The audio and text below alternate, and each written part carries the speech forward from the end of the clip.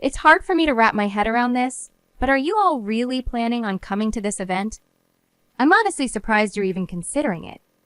Nancy, why would you say something like that?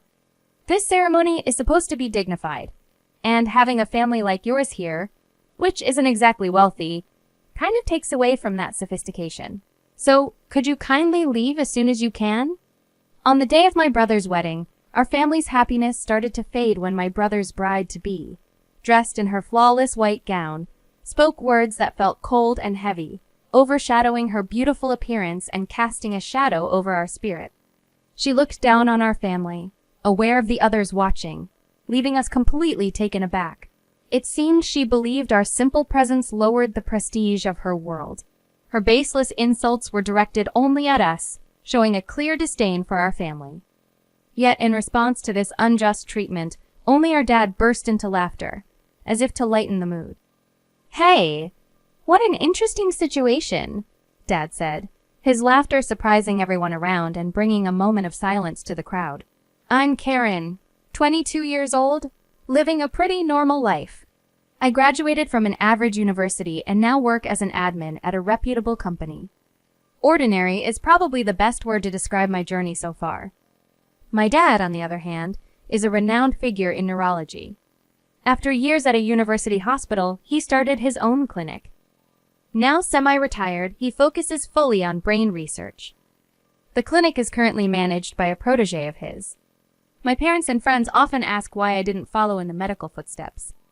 They expect a lot from me, but I always say the same thing. The responsibility of dealing with life and death is too much for me. I want to make a difference and help people, but that doesn't mean I'm ready to take on the noble role of a doctor." My brother James, however, chose differently. 3 years my senior, he's always been academically brilliant and got into a prestigious medical school directly. He's also quite handsome, which makes him popular, but his academic and social success seems to have changed him, especially after a certain point. Back when I was in high school, my brother's social life took off after he got into medical school. His dates became the talk of the town, and his trips home grew few and far between. Though he was supposedly immersed in university life, his social media painted a different picture, one where he was often seen enjoying the company of various women. This pattern didn't escape our father's notice, and it sparked a family argument when my brother dropped by home after weeks away. During this rare visit, my dad confronted him, visibly upset. "James, can you explain what exactly you're doing with your time at university?" James, ever the casual one, shrugged it off. "What's the big deal, Dad? I'm passing my classes and doing fine with my grades." But Dad wasn't having any of it. "It's not just about grades," he said sternly. "Being a doctor is more than that. You need to be able to understand and share the feelings of your patients." James, impatient, replied, That's such a hassle. Nowadays, if you're skilled, you can be anything. Can we not stick to these old-fashioned ideas?" Dad was taken aback and deeply upset by his response. James grew more defiant. "I can't stand this oppressive vibe. Please, just stop interfering in my life, Dad." During these exchanges, my brother boldly stated his views, not sparing me either. He made it clear he thought little of me, saying things like, "You're nowhere near my level. Clumsy as you are, you're lucky to have a brother like me." Every time he visited, he'd throw insults my way. Growing up, I'd always measured myself against him, which left me unable to stand up for myself. Despite finishing his medical studies, my brother hit a roadblock. He passed the national exam but couldn't land a job at any healthcare facility. He was confident in his abilities and even applied to 2 top university hospitals, only to be rejected by both. It turned out the issue was his attitude during the interviews. We learned what really happened through some of my dad's friends at those hospitals. Despite his qualifications, his lack of experience and, more importantly, his demeanor in those interviews seemed to be the deal breakers. My brother displayed an arrogant demeanor, confidently asserting that he could boost the hospital's finances, and openly mocked our father's advice to prioritize patient empathy with a disdainful chuckle. Upon learning about my brother's predicament, my father, torn between disappointment and hope, addressed him with a blend of calm and authority. James, you'll start working at our family clinic for now, he proposed. My brother was taken aback. Why should I do that? My father calmly but firmly pressed on. It's a temporary measure until you find your footing elsewhere. Use this time to get back to the basics. James accepted, albeit grudgingly, his face a mix of resignation and discontent. His attitude toward our family was unmistakably filled with resentment. Yet, in his confusion and frustration, he was embraced by our father, who offered him a chance to start anew. Whether motivated by paternal love, professional ethics, or another reason, my father hoped James would evolve into a compassionate doctor. Despite this, James showed no signs of wanting to meet those expectations. Now employed at our father's clinic, patient grievances about him are frequent, and rumors of his poor conduct spread widely. Instead of improving, James's egocentric behavior has intensified within the clinic. He boasts about eventually succeeding our father as the clinic's director, causing unease among everyone. We're left to hope that, eventually, my father's sincere wishes will resonate with James. In the midst of this, James brought home a surprising guest to introduce to us as his fiancée A. "This is my fiancée A," he announced with assurance. We were rendered speechless by the abruptness of the introduction. While his fiancée A appeared sophisticated and well-mannered at first glance, there was something off about her demeanor and smile that made me uneasy. The way she looked at our family with a subtly arrogant smile raised questions and discomfort within me. I couldn't help but wonder what lay behind that unsettling presence. Was it all in my head, or was there something more to be wary of? The unease I felt since the day we met my future sister-in-law lingers. Despite my reservations, the wheels for my brother's wedding were set in motion. Since getting engaged, my brother, who once lived by himself, started coming home more often. Yet, these visits weren't about cherishing family time. They were about seeking financial aid from our parents for his upcoming wedding. Just the other day, he was asking for a significant sum for the wedding, I remember. "James," my father began, "I'm glad you're getting married, but as someone about to start a new family, you need to connect with each patient genuinely." "How many times will I hear this lecture?" "I engage with my patients enough," James retorted, clearly annoyed. "Then why do we keep hearing complaints?" "Some patients have even asked to switch doctors," my father countered, citing specific incidents to make his point. "Those complaints probably come from not meeting their expectations." "They should just listen and not complain all the time," James snapped back. My father, with a sterner voice, said, "Your attitude is the issue. It's affecting the hospital's reputation. You need to understand the seriousness of this." James, irritated, conceded, "Fine, I get it. Be more empathetic, right? If that's what it takes, then help me with the wedding costs." I want it to be memorable for Nancy. We were briefly moved by James's fervent appeal. After some thought, my father agreed with a condition. "Okay, James, but you must become a responsible doctor and a supportive husband." "Yes, Dad. I'll be the dependable doctor you envision." "If I keep my word, will you help with the wedding?" James promised. "Deal. We'll support the wedding," my father concluded, hoping James would live up to his promise. "I'll have the estimates for you later," James said. And when he finally sent them over, the figure was a staggering $50,000. Holding the estimate, which took me by surprise, I turned to my father unsure. "Dad, are you sure about this? Are we really going to spend so much on the wedding?" A wedding is a once-in-a-lifetime event. James wants to make it memorable for Nancy and himself, and I understand that desire, Dad explained. But I couldn't help wondering if this was just my brother being extravagant. "But $50,000, Dad? Isn't that a bit much?" "It's okay, Karen.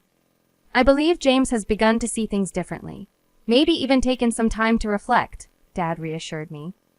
Though I remained skeptical about my brother's capacity for such reflection. "Even so, Dad, when it's my turn, you'll do the same for me, right?" I asked, half jokingly. "Of course, Karen. When your time comes, I'll be there for you too," he promised. Which didn't exactly address my concerns, but at least confirmed his support was unconditional. Resolved that the financial decisions were ultimately Dad's to make, I tried to put aside my doubts about James's intentions. However, my worry didn't just disappear. On a day off, as I was enjoying some shopping in the city center, I unexpectedly bumped into James and Nancy. They greeted me with smiles that seemed to carry a hidden agenda. "Look who it is, Karen. Long time no see. You're coming to the wedding next month, right?" James asked, as if there was any chance I'd miss it. "Of course, I'll be there." "I wouldn't miss it for the world," I replied, though the enthusiasm wasn't mutual. "Just make sure you bring a nice gift, okay?" James added, setting an awkward tone. Nancy then chimed in. "Karen, have you thought about how much you're going to give for the wedding gift?" I hesitated. "Well, I've looked up what's usual. If it's less than $3,500, you might want to think again," she suggested, catching me completely off guard. "Is that normal?" I asked, puzzled by such an expectation. "It's only common sense, right? Especially for family," Nancy insisted, leaving me flabbergasted. This was the first I'd heard of such common sense, and it left me wondering where these expectations were coming from. Understanding the usual range for a wedding gift from siblings to be around $800 to $12, I had initially decided to generously contribute $2,000 to steer clear of any potential friction. Yet, being confronted with such a staggering and unexpected demand from Nancy left me dumbfounded. The audacity to suggest a gift of at least $3,500 was something I couldn't fathom. What assumptions were they operating under to demand such a significant amount, especially from someone not directly involved in the wedding? This incident only intensified the uneasy feelings I had harbored since our first encounter, painting my future sister-in-law as someone who might prove challenging to get along with. After processing the shock, I discussed this development with my parents back home. To my surprise, they maintained a composed stance and concurred that $2,000 was a fitting sum for a wedding gift. Despite my reluctance to bend to Nancy's unrealistic expectations, I agreed to proceed with the original amount I had in mind, believing it to be a judicious choice under the circumstances. With mixed feelings of duty and anticipation, coupled with ongoing reservations about my brother's choices, I attended his wedding. Dressed in an elegant green ensemble, I allowed the celebratory ambiance, with its vibrant decorations and sumptuous banquet, to momentarily distract me from my concerns. The ceremony was beautiful, transporting us through time with its splendor. However, the time for photos brought an unwelcome jolt back to reality. As Nancy and my brother approached our table, her smile carried an unmistakable tinge of contempt. "Oh, just showing up like usual, huh? Having a poor family here really drags down the whole events class. Maybe you could leave a bit early?" she suggested with a sneer. Her words were like a slap in the face, igniting a fury in me I hadn't known before. The notion of being labeled as a poor family was absurd and utterly reprehensible.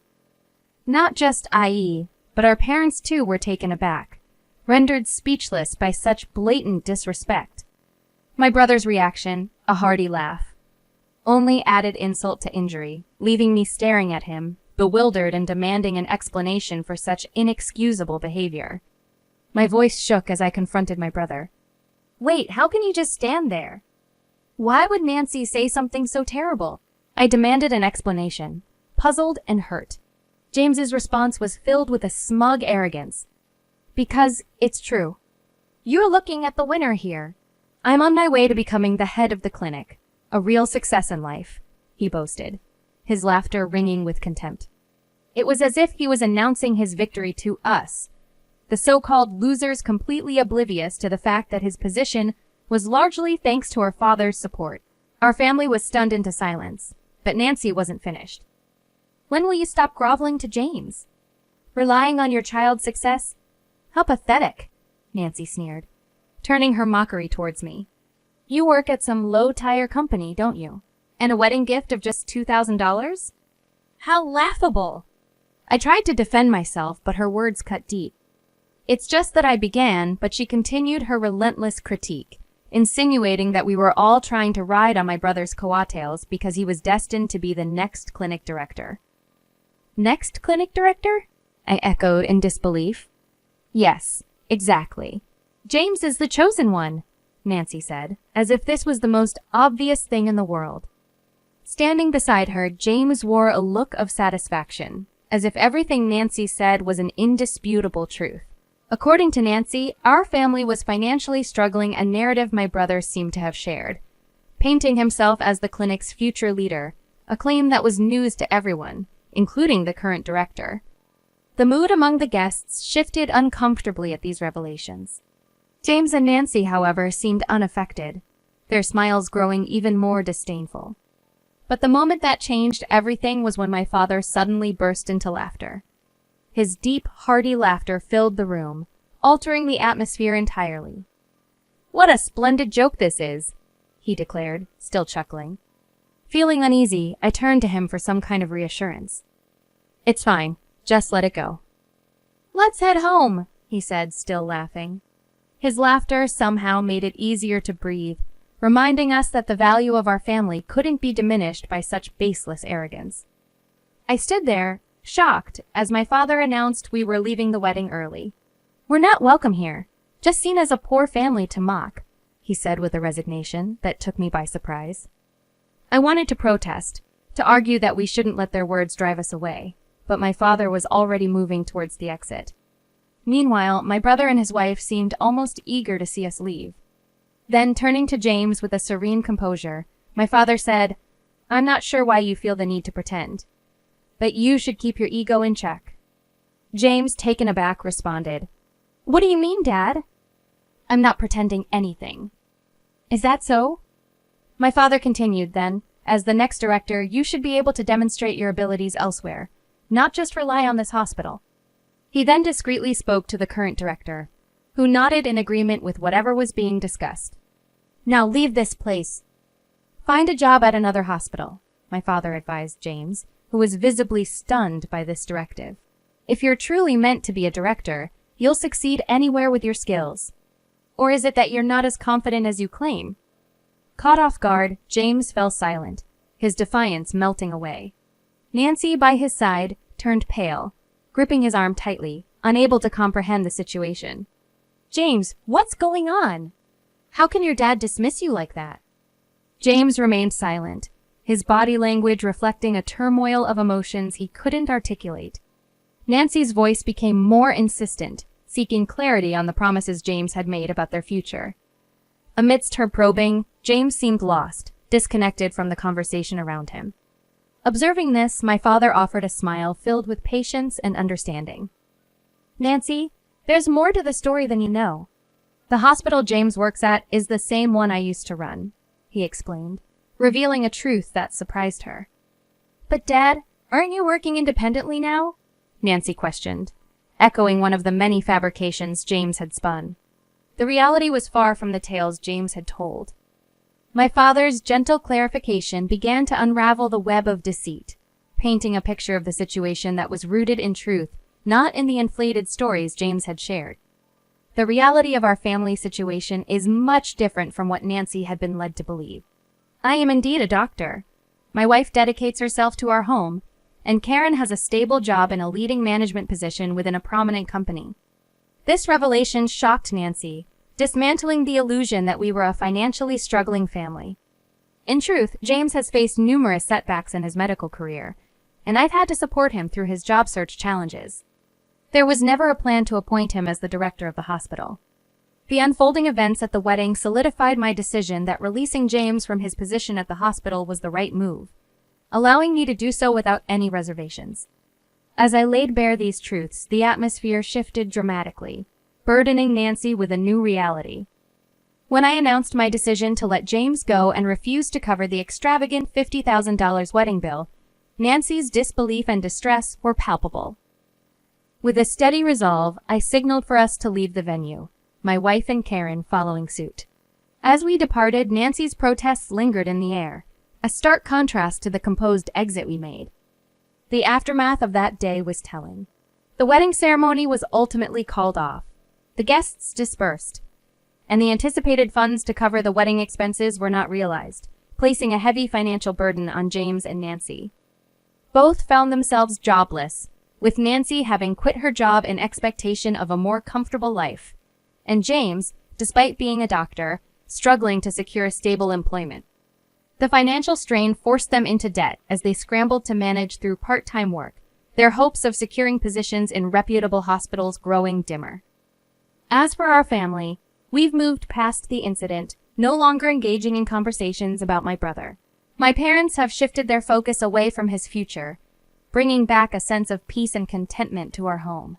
This experience has underscored a crucial lesson: no matter one's intellect or qualifications, without empathy and respect for others, acceptance in society remains elusive. I believe that being able to connect and communicate effectively with others is more crucial than having top-notch grades. This is something my fat Nancy Eyre has always emphasized, and it's a principle I hold dear. I'm dedicated to becoming someone who can really resonate with people on a personal level. Moving forward, I'm committed to putting even more effort into enhancing my ability to interact and build meaningful relationships with those around me.